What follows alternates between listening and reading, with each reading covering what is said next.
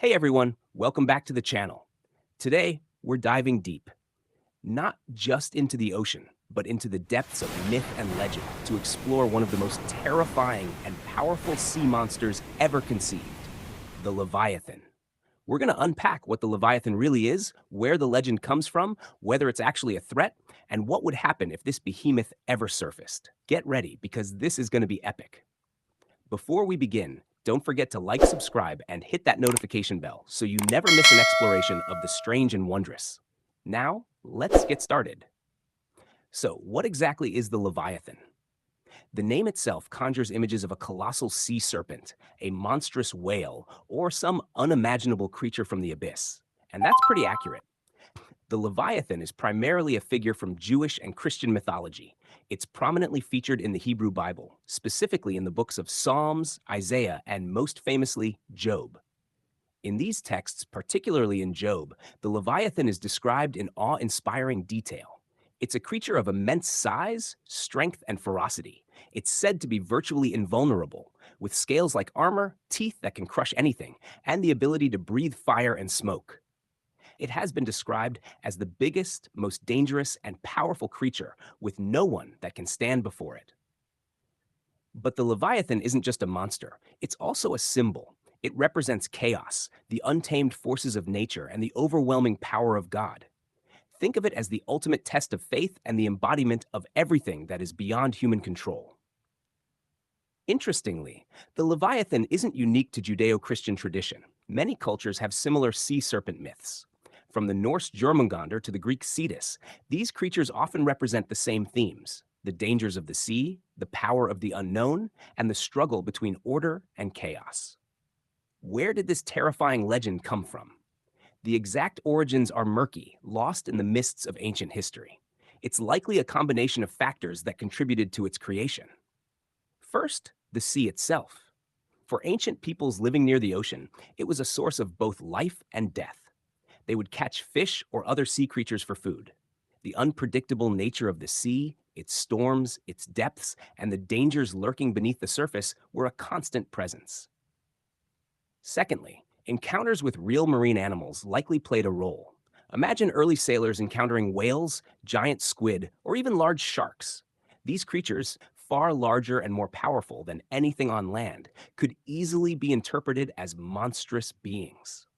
There is also speculation that the Leviathan myth may have evolved from earlier Mesopotamian myths. Creatures like Tiamat, a primordial sea goddess, share similarities with the Leviathan in terms of embodying chaos and being a powerful, watery force. Over time, these experiences and beliefs were woven together into stories, becoming increasingly exaggerated and fantastical. The Leviathan, as we know it today, is the result of centuries of storytelling, religious interpretation, and cultural evolution. Okay, so we know what the Leviathan is and where the myth comes from. But is it actually a threat? Could it actually exist? Well, probably not in the literal, fire-breathing biblical sense. However, the Leviathan represents something very real: the potential for disaster, the power of nature, and the limits of human control. In that sense, it's always a threat. The ocean remains largely unexplored. We've only mapped a small percentage of the seafloor, and who knows what creatures might lurk in the deepest trenches. Every now and then, we discover new species of marine life that defy our expectations. One can only imagine what behemoths are lurking in the shadows, unseen. Consider the effects of climate change, pollution, and overfishing on our oceans. We're disrupting ecosystems, driving species to extinction, and creating conditions that could unleash unforeseen consequences. In a way, we're creating our own metaphorical Leviathan.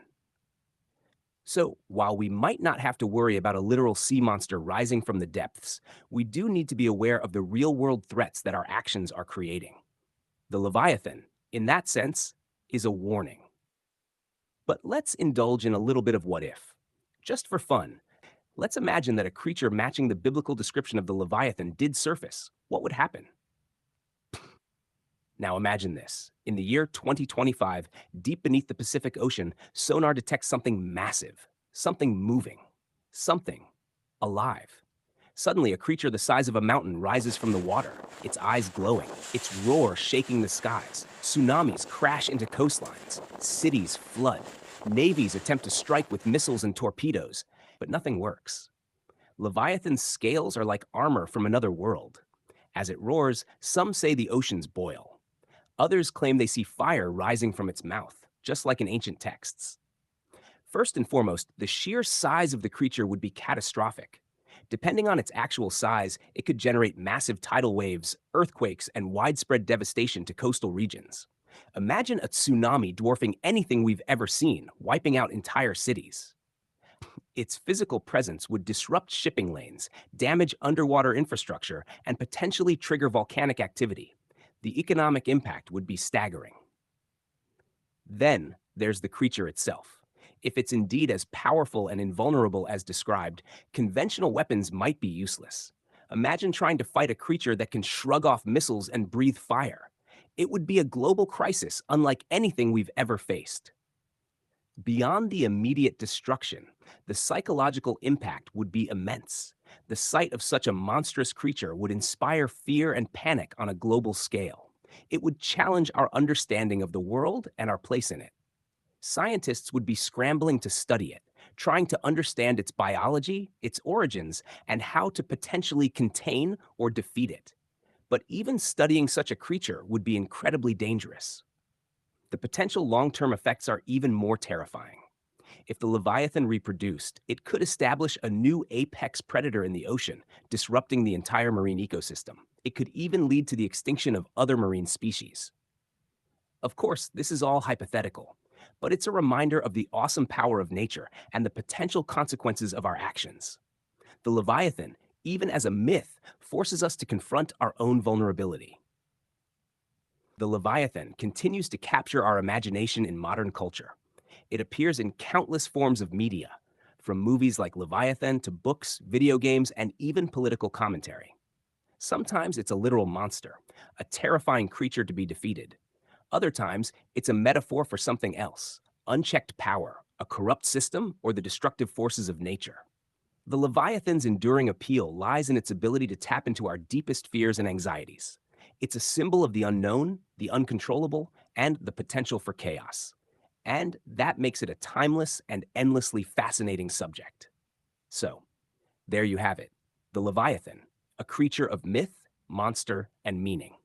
It may not be a real physical threat, but it represents the very real dangers we face in the world today: the power of nature, the consequences of our actions, and the need to respect the unknown. Whether it's climate change, pollution, or simply the vastness of the unexplored ocean, the Leviathan serves as a powerful reminder of our own limitations and the importance of being responsible stewards of our planet. Thanks for joining me on this deep dive. What are your thoughts on the Leviathan?